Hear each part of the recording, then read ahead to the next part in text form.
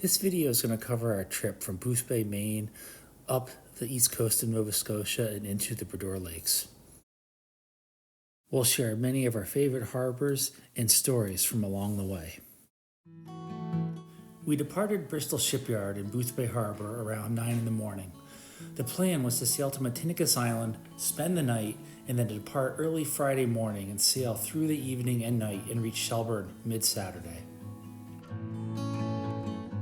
Goodbyes were said, lines were cast off, and after a few miles of motoring, our friend Fog and their companion, Rain, joined us. We had perfect conditions for motoring. Everything was going smoothly. Then there was a loud bang against the hull. The engine strained, whined, and stalled in a matter of seconds. Deep down, I knew what had happened, and somebody was going swimming.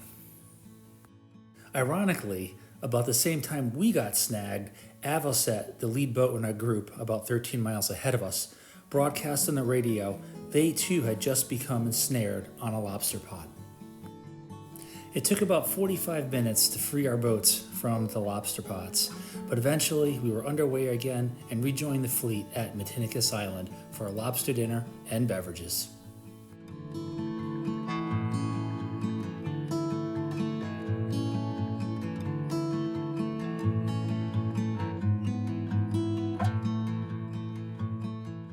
The day dawned gray and windless as we set off on our 140-mile motor across the Gulf of Maine to Shelburne, Nova Scotia.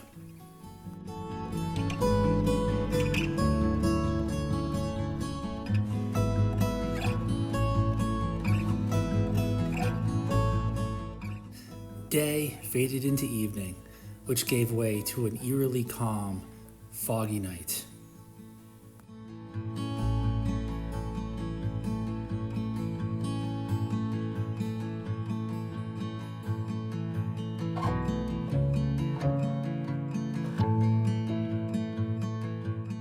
Morning greeted us, cool, shrouded in fog, and a misty drizzle dampened our clothes. Is that a sailfish? It's a whale. It is a whale.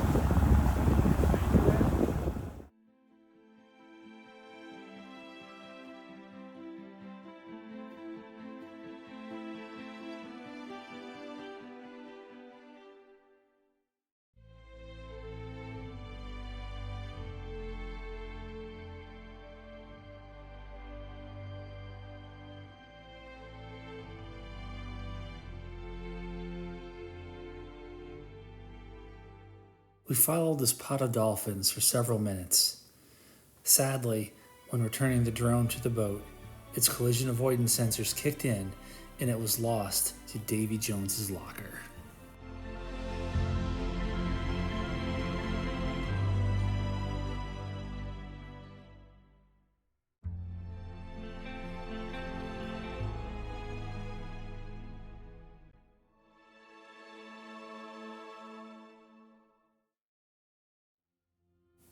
Turning down the 9-mile neck into Shelburne Harbor, the fog finally lifted. This afforded us our first glimpse of Nova Scotia's beautiful shoreline. We're here in Shelburne, Yacht Pub, while we just burn through it and do the same thing they did in the 1800s, swab the deck 24/7.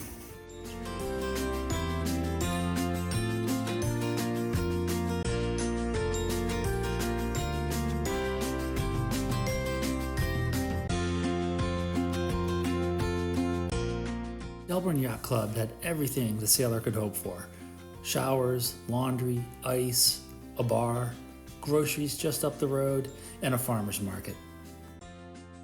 With Hurricane Ernesto passing just off the coast, we spent an extra day enjoying the comforts of town, hanging out with one another, and enjoying the sunsets and moonrises from this beautiful anchorage. The next leg of our journey takes us from Shelburne, past Carter's Beach, to the Le Havre Bakery, and finally to Lunenburg. As we approached Carter Beach, the fog receded, revealing two crescent-shaped white sand beaches. Unlike the Caribbean, fir trees lined the shoreline. The islands were ringed with white granite boulders, and we were the only 4 boats in the anchorage.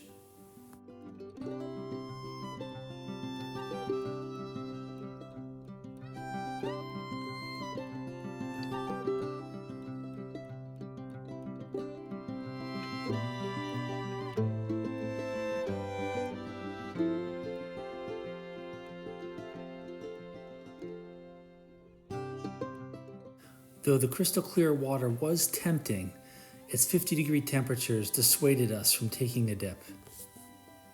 Instead, we set up a game of horseshoes, had a few beers, and enjoyed wriggling our toes in the sandy beaches. The propeller made slow rotations, turning us away from Carter Beach, moving Grayling easily through the still water. A few hours into the trip, a light wind began to stir, and before long we were sailing wing on wing.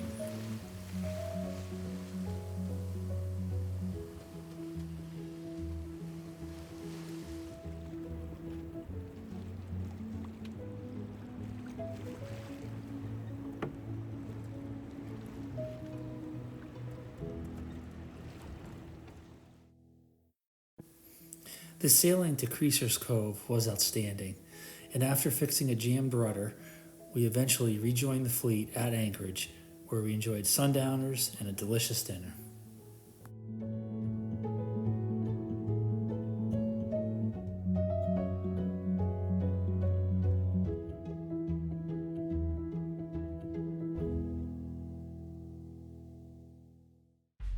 Before sailing the next morning, the sirens of Le Havre Bakery were singing, and we were lured by visions of chocolate croissants and cappuccino.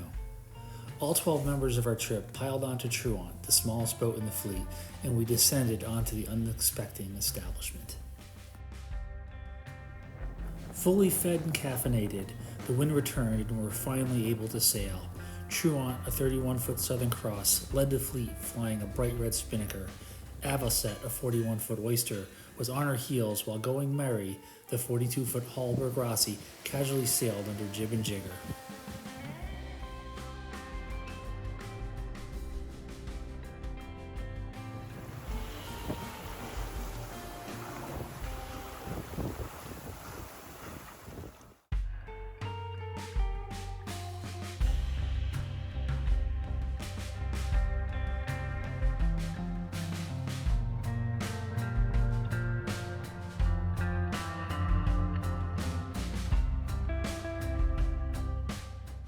In addition to a delicious breakfast with Captain Cheryl Barr, Mahone Bay is best known for its 3 churches.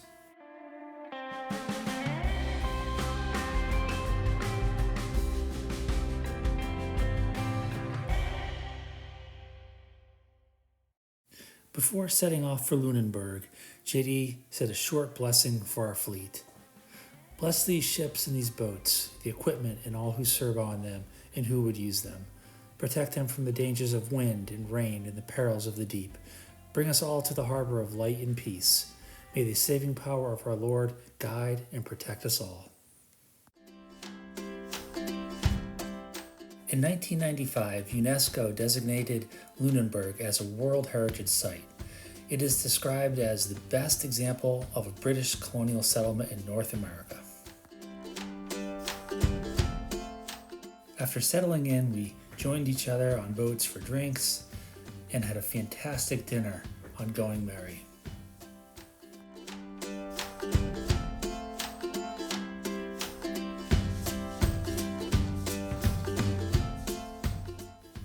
While we didn't get out sailing on her, we did take a tour of the Blue Nose 2, the replica of the famous Blue Nose racing yacht.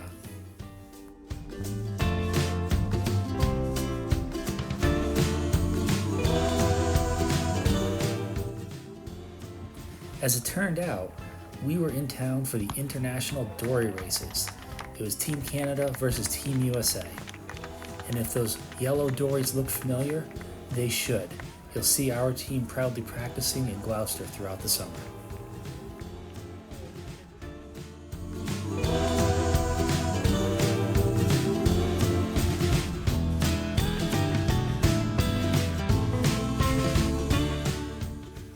longtime sailor once told me that cruising on a sailboat is simply sailing to a new destination and having the opportunity to work on your boat in a different harbor.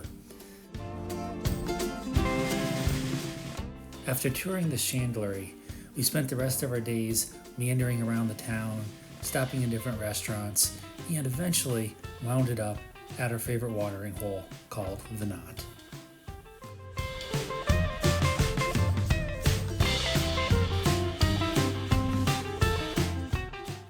If you're going to be cruising this part of Nova Scotia, Lunenburg definitely should be on your list of places to stop.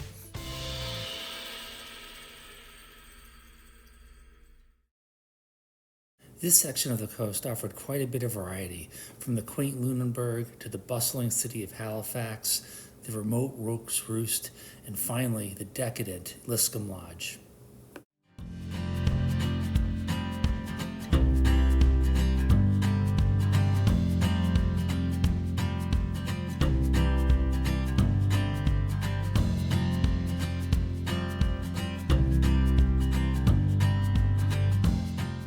Roke's Roost was hands down one of our group's favorite anchorages on this entire trip.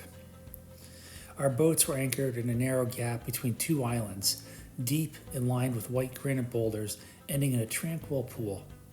The hills rose up about 100 feet on either side of us, allowing the winds to blow harmlessly over the tops of our masts. Large boulders dotted the land, low-lying bushes and a few hardy evergreens scrapped out a living. There wasn't a trace of an outside light or house anywhere in sight to spoil this incredible landscape.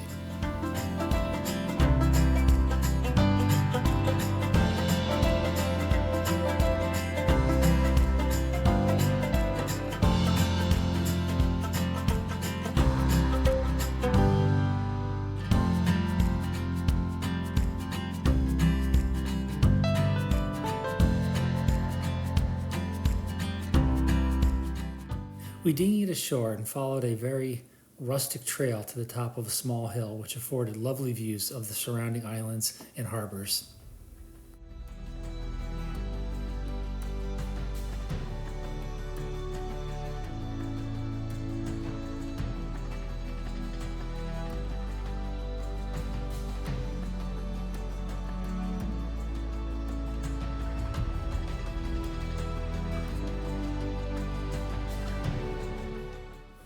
A 150 years ago, entering a port city must have been a magnificent sight. Passing the lighthouses that stood sentinel at the entrance, guiding you safely into the harbor, sailing past the unmolested shoreline, and spotting hundreds of masts poking above the horizon like toothpicks. As you drew closer, the masts and the rigging became visible, as did the ships they belonged to. Today, entering from the sea evokes the same emotions as it did years ago. Though what's changed is the scenery. Entering Halifax, the bright red and white cranes for unloading cargo ships dominated the view. To the right, two colossal cruise ships were at dock, both dwarfing any building in the city itself.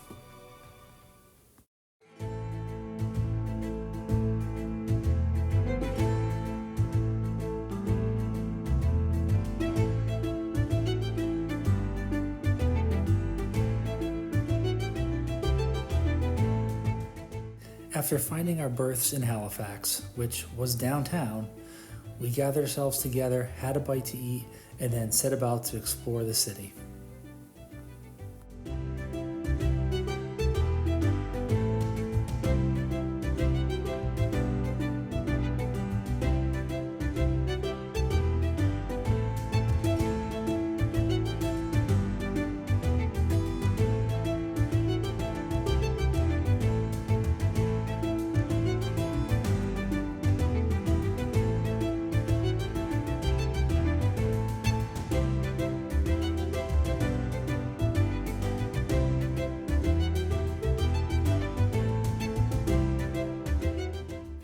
After an incredible day of bluebird sailing, we arrived in Shelter Cove. You may not expect crystal clear water or sugar sand beaches this far north, but this harbor is dotted with them.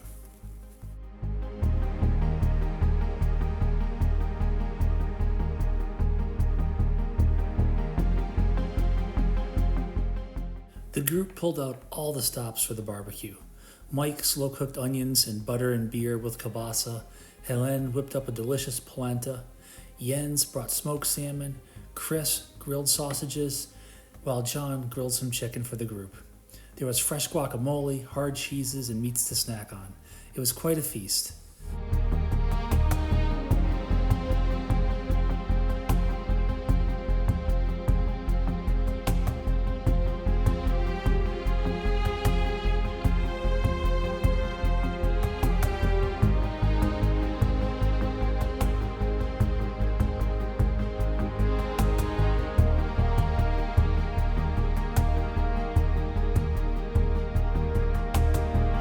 As the sun set, we retreated from the mosquitoes into the comfort of our vessels and fell asleep to the pitter-patter of rain on the deck.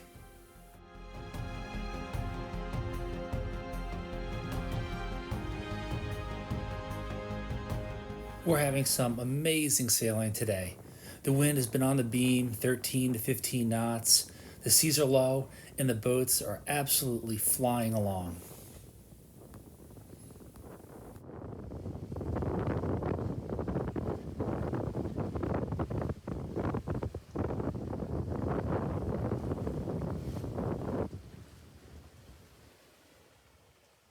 Liscombe Lodge was an oasis, a welcome break from the remote harbors we had been staying in. In addition to docks, power, fuel, laundry, groceries, hot showers, we also had use of the club's jacuzzi, hot tub, and heated pool.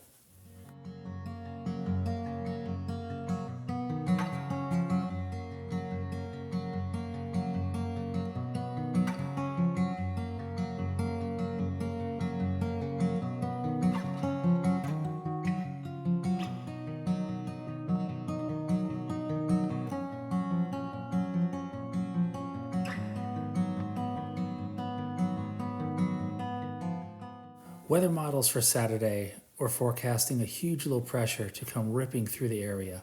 2 inches of rain, 50-knot winds, and 20-foot seas. Each captain will have to decide how they will handle this. In the last few weeks of our trip, we rode out of Yale, passed through Andrews and Lennox Passage, crossed through St. Peter's Lock into the Bredor Lakes. Marine Weather Canada issued a gale warning for Saturday until 4 a.m. on Sunday. We should expect 1 to 2 inches of rain, sustained 30 to 35 knot winds, gusting to 50 around midnight. Seas only half a mile from our sheltered anchorage would reach 17 to 19 feet. The stronger gusts sent powerful shudders down the mast that reverberated throughout the boat. Grayling heeled in these larger gusts and sailed on her 210 feet of anchor road, swinging between 90 and 150 degrees every 2 minutes.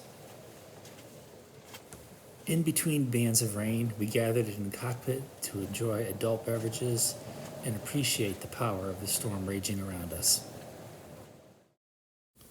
The following day, the storm had blown through, but there were still 10 to 12 foot waves outside our harbor.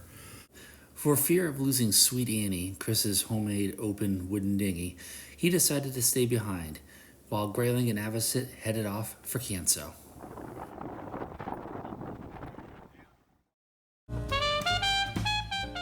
After an exhilarating sail, Avocet and Grayling arrived in Canso. We spent the morning walking the Chapel Gully Trail. This nature trail, which has been maintained by pretty much one person, should not be missed if you're in Canso.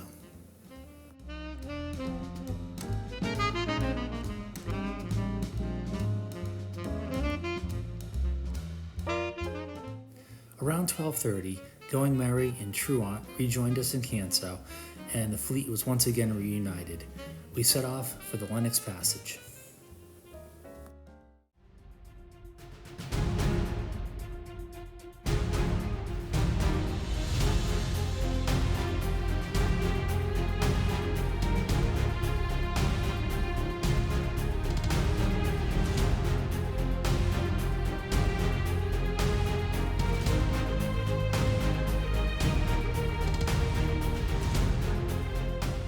For many of us, this was the first time we had ever entered a lock. The staff directed us to the appropriate side, helped us with our lines, and then the raising and lowering of the water began.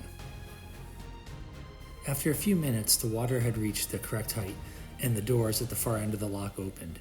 We motored through the canal and entered the Bredor Lake.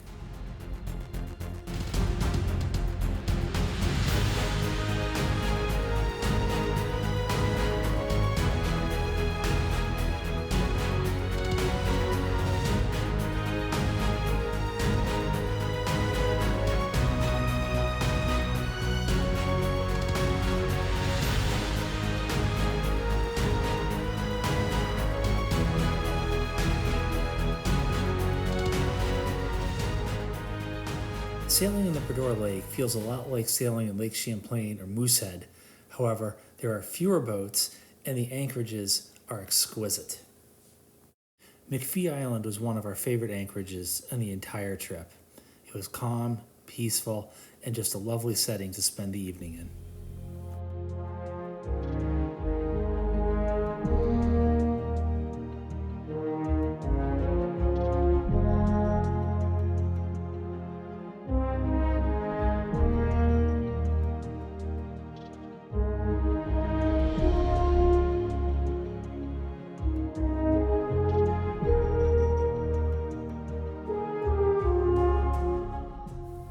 That evening, we gathered aboard Going Merry for a delicious dinner and to celebrate Captain Chris's 69th birthday.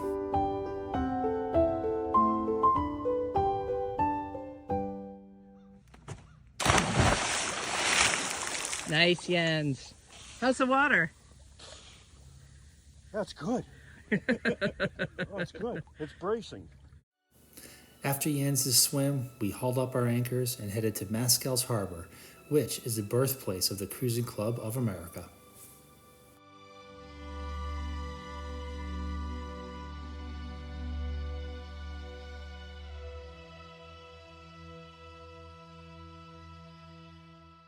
In many ways, sailing the Bredor Lakes is the best of both worlds. It blends the remoteness of the coast with the ease and comfort of lake sailing. During the past 5 days we spent sailing these waters, we saw a total of 3 sailboats. The anchorages have been pristine, some ringed with sandy beaches, other rocky shorelines reminiscent of Maine, and only a few houses dotted the shoreline.